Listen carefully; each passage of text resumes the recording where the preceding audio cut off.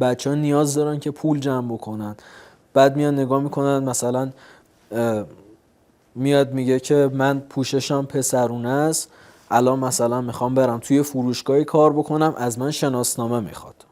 خب من چه شناسنامه‌ای بهش بدم؟ میخوام برم توی شرکتی کار بکنم، از من دیپلم و معافیت میخواد، من اینا رو از کجا بیارم؟ منی که هنوز جراحی نکردم. خب بعد بچه‌ها مجبور میشن چیکار کنن؟ مجبور میشن برن به عنوان مثلا فروشنده یا مثلا برن کارگری بکنن، برن کار این شکلی انجام بدن که ازشون مدارک شناسایی نخوان. و بچهای ما خیلی وقتا مجبورن تن بدن به این مسئله که با کمترین حقوق سخت ترین کارا رو انجام بدن، فقط به خاطر اینکه هویتشون شناسایی نشه و کسی متوجه جنسیتشون نشه، فقط بتونن با 1 قرون 2000 پول جمع بکنن که هزینه جراحیاشون رو بدن که شاید یه روزی بتونن خودشون مستقل کار کنن با خیال راحت. یه بار من دربست گرفتم، تو مهمونی اینا نبودا، رفته بودم یه سفره خونه، موقعی بودش که اسنپ نبود. من تا ساعت 10 وایسادم اونجا، بعد اون سفره خونه اومدم بیرون دیدم یه پراید داره میاد، یه پراید در و داغون بود. بعد داره میاد، گفتم خب یه دربست بگیرم برم تا خونم. یه دربست گرفتم که تا خونم برم، عقبم کارتون بودش و اینا. بعد تو اون ماشین راننده گفت ماشینم خراب شد که از اون در اومد، من اذیت کرد و درگیری به وجود اومد و من خیلی آسیب دیدم اونجا. من گفتم شوهر دارم، باز منو ول نکرد و از اون در اومد، با هم دیگه گلاویز شدیم و اونجا مثلا ناخنای من شکست، خیلی من آسیب دیدم، چند روز من بدنم همه درد میکرد، یعنی اینقدر که منو فشار داده به صندلی که بتونه از من سوء استفاده جنسی کنه و من خودم پرت کردم از ماشین بیرون. کارت پایان خدمت واقعا مقوله سنگینیه، به قول بچه ها میگن قول مرحله آخره، چون گرفتنش یه درده، نگرفتنش 1000 درد.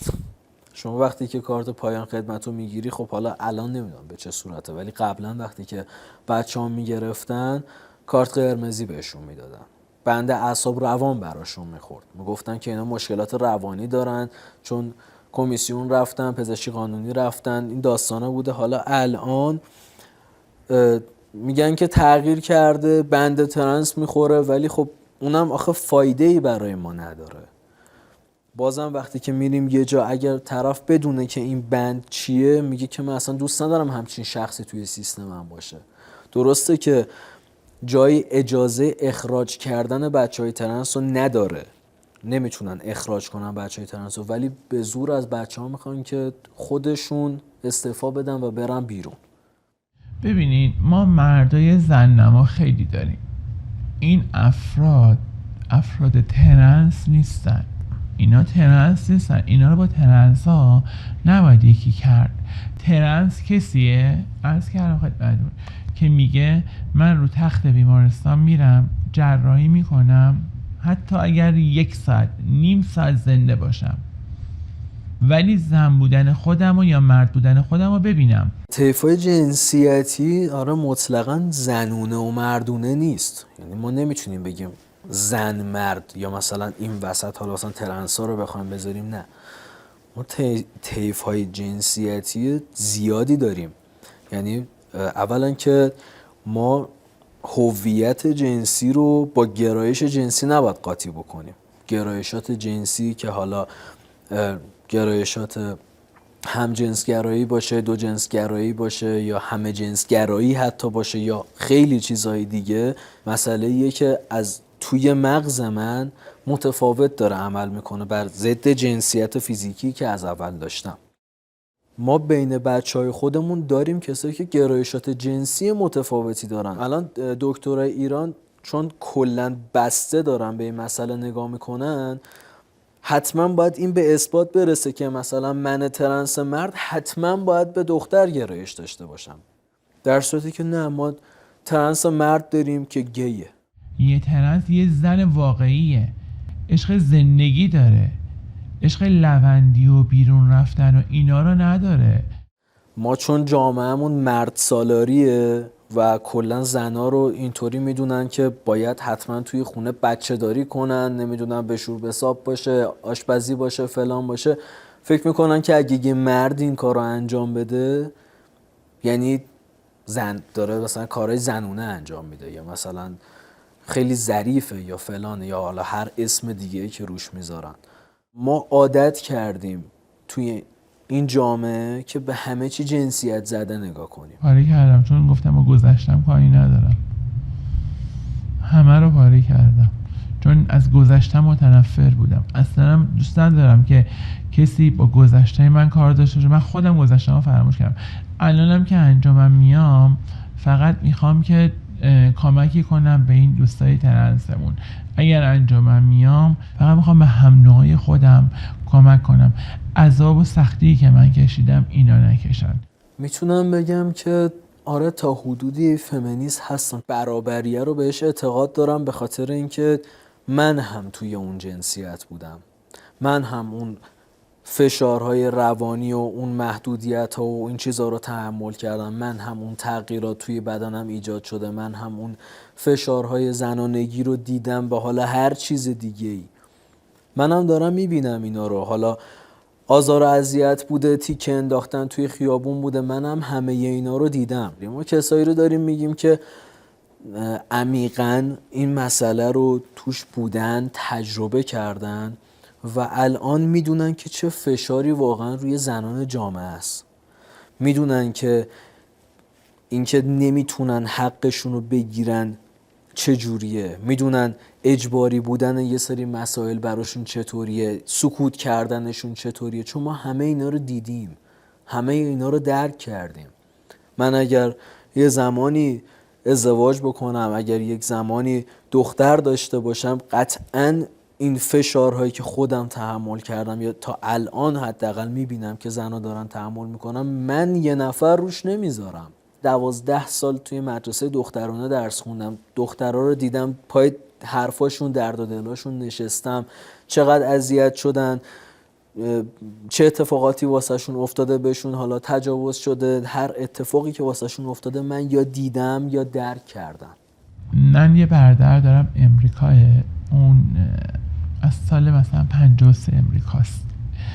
زمانی که من بهش گفتم واقعا من خیلی خوشم اومد، خیلی براش جا افتاده بود. گفتم داداش من اینجوری کردم، فقط یه سوال ازم پرسید. گفتش که تو الان مثلا چنج کردی، خودت راضی هستی؟ خودت خوشحالی؟ گفتم آره خودم شدم خیلی خوشحالم. گفتش که اگه تو خوشحالی من به خاطر خوشحالی تو خوشحالم. ولی این تهرانی ها که حالا یه اختلافی با هم دیگه داشتیم و واقعا هم که وقتی شنیدن من اینجور شدم از من واقعا کناره گیری کردن، فقط به خاطر که وای آبرومون تو فامیل نره، فقط به خاطر اینکه حرف مردم. خیلی از بچهای ما فرار میکنن، خیلی از بچهای ما میرن تو پارک میخوابن.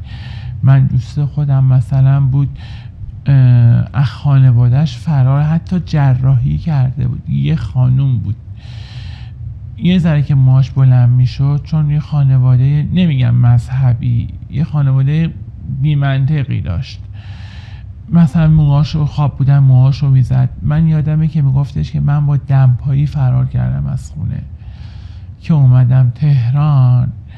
میگفت من توی پارک روی کارتون یخچال میخوابیدم. میگفت نگهبان پارک اون کارتون یخچال برای من قایم کرده بود. مثلا صبح میرفتم سر کار، شبا میامدم رو اون کارتون میخوابیدم. الان همون شخص ازدواج کرد با یه آقایی که طبیعیه، حالا کار ندارم، الان بهترین زندگی رو داره همون شخص. من از رابطم الان راضیم، خدا رو شکر. دختری هم توی زندگیمه که میدونه شرایط منو کامل، از قبل اصلا میدونست، واسش جا افتاده بود، درکشو داره و خیلی به هم داره امید میده توی این دوره‌ای که حالا شاید حالم خیلی بد باشه. بالاخره ما وقتی که جراحی میکنیم یه دوره هممون افسرده میشیم به خاطر این تغییر بزرگی که ایجاد شده، نیاز به مشاوره داریم. این دختر خیلی داره به من کمک میکنه، از نظر روانی خیلی منو آروم کرده و این واسم خیلی مهمه، خیلی واسم با ارزشه. دیدگاه خودش و دیدگاه خانوادهش نسبت به جنسیتی که من دارم دیدگاه خیلی خوبیه. باعث میشه که منم حالم بهتر باشه طبیعتاً کنار این آدم. ببینید من پدر مادر رو توصیه میکنم بچه هاشونو نمیگم اهمیت نمیدن، اهمیت میدن، ولی یه ذره تمرکزشون بیشتر باشه روی بچه هاشون که با چیا بیشتر بازی میکنن. حالا بچه هایی که سنهای پایین تر هستن، اگه پسره داره با عروسک بازی میکنه، این چرا دلیلش چیه که داره با عروسک بازی میکنه؟ اگه دختره مثال میگم داره بازی پس ترانه میکنه، ببینن. البته یه بعدی یه زمانی هستش که مثلا یه دونه دختر میاد مثلا حالا به قول خودمون فاز برمی‌داره، لباسای پسرونه میپوشه، شلوار نمیدونم گت میپوشه، این قچادا میپوشه، نمیدونم آهنگای تتلو گوش میده. شاید این به قول معروف زود گذر باشه، ولی بعضی وقتا هم هست میبینی که نه این بچه ترنسه. حتما من توصیه میکنم که بچه هاشون رو بیشه مشاور ببرن، نه مشاوره که تو هر جایی توی شهر هست، نه این مشاوره های مخصوصه. من چیزی که دلم میخواد انجام بشه اینه که به یه جایی برسه بتونیم این فرهنگ رو جا بندازیم بین مردم، نه فقط برای ترنس. من فقط از طرف ترنس ها حرف نمیزنم امروز، از طرف کل جامعه اقلیت های جنسی و جنسیتی دارم صحبت میکنم. کاش جامعهمون به جایی برسه، به فرهنگی برسه که دیگه هیچ کدوم از این بچه ها توی جامعه نه اذیت بشن و نه نگاه چپ بهشون بکنن و حق و حقوق خودشونو داشته باشن. والا من حس میکنم زن باشی واقعا اذیتت میکنن. اون موقع مثلا من پسر بودم بیرون میرفتم، شاید انقدر اذیتم نمیکردن که الان تو این لباس هستم، الانی که زن شدم اذیتم میکنن. من ساعت 8 شب نمیتونم برم تو خیابون، همینجوری ساعت 6 بعد از ظهر میرم تو خیابون 10 تا ماشین برای من نگه میداره، دیگه اونا نگاه نمیکنن من چی بودم و چی شدم. که جامعه ما چون مرد سالاریه، بچه های F2M رو، ترنس های مرد رو بیشتر میپذیرن تا ترنس های زن. خیلی انگار مثلا افت داره براشون که یه مردی بره زن بشه، وارد اون جنسیت مثلا ضعیف فلان بشه. دیدگاه جامعه است، ولی واسه شون افتخاره اگر ببینن که ای مثلا یه دختره داره پسر میشه، ایول پس داره قدرت میگیره، داره قوی میشه. اون دیدگاه مرد سالاری جامعه است که بیشتر میپذیره. چرا من باید راحت‌تر پذیرفته بشم ولی یه خانوم ترنس سخت‌تر پذیرفته بشه، این همه سرکوب بشه؟ چرا باید اینطوری باشه؟ و متاسفانه ما موفق نشدیم اینو جا بندازیم. شاید در سالهای آینده بتونیم این فرهنگ رو جا بندازیم که آقا تفاوتی بین ما نیست،